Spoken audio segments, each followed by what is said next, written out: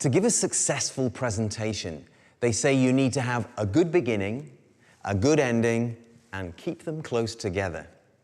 And sure enough, research shows that audiences remember the first and last few minutes of a presentation long after they've forgotten most of what was said in the middle. Psychologists call this the primacy-recency effect. But you might prefer to think of your opener and your close as two bookends holding up your talk. To do their job, they both need to be strong.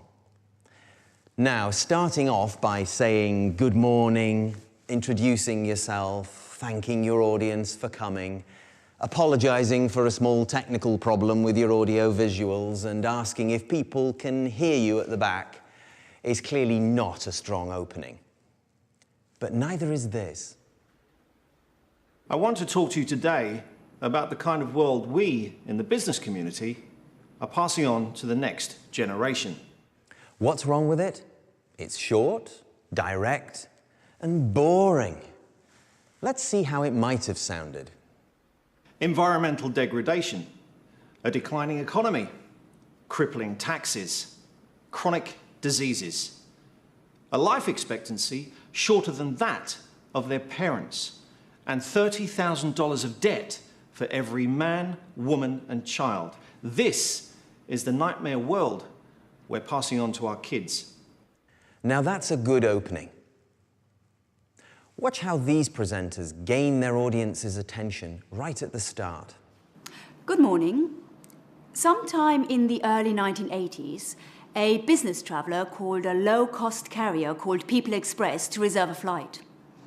He was kept on hold for so long, he thought to himself, either this airline is incredibly busy or incredibly inefficient.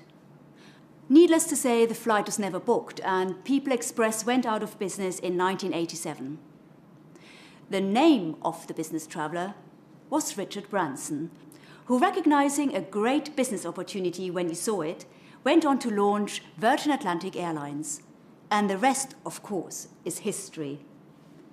But my question to you is, just how bad does your customer service have to be to turn a potential client into a competitor? There was a great book published a few years back called The Wisdom of Crowds by James Surowiecki. In it, he refers to the popular TV quiz show Who Wants to Be a Millionaire, which I'm sure you've all seen. As you may know, contestants can get help with questions they can't answer by either phoning a friend or asking the audience. And as you might expect, calling an intelligent friend helps. 65% of the time, in fact. But here's the interesting thing. The studio audience isn't selected on the basis of their intelligence. So how often do you think they're able to answer the question correctly? 48%. 25%?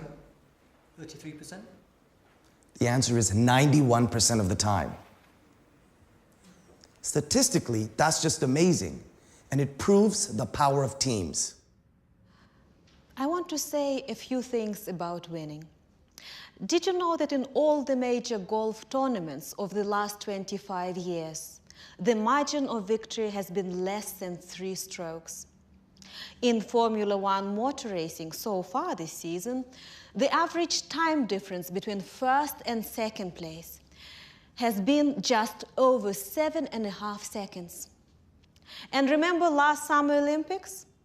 In the men's 100 meters butterfly, the American swimmer won by 1/100th of a second. 1/100th. It was so close that the Serbian team, who won silver, even filed a protest. These days, in business as in sport, the difference between winning and losing is practically 0. But not quite. In every case, the winner has that vital edge. The figures I'm going to show you this afternoon demonstrate that we too have that marginal but vital edge.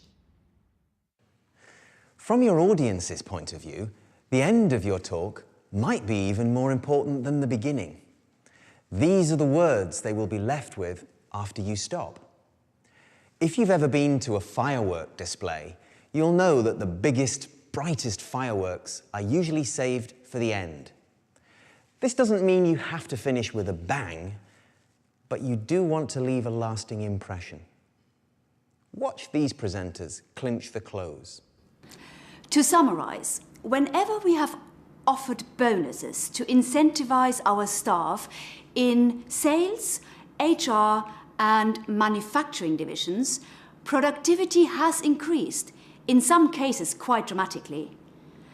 But as we saw in R&D, introducing pay by performance has had precisely the opposite effect. Incentivized research units were, on average, only half as productive as those working without added incentives. What are we to make of this? Well, quite simply, it seems bonuses really do make you work harder when your job is pretty routine.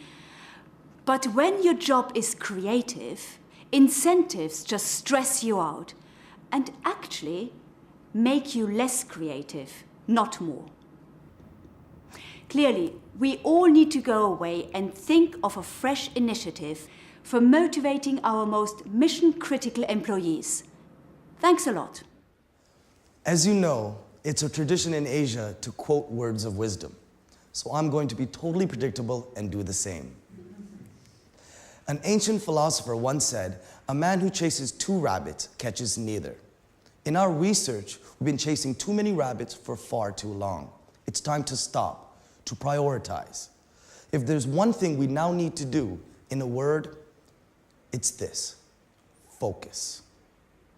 Thank you very much. At the preparation stage, a lot of presenters like to create their close first, so they know where they're going, and then work backwards, finishing up with an attention-grabbing opening.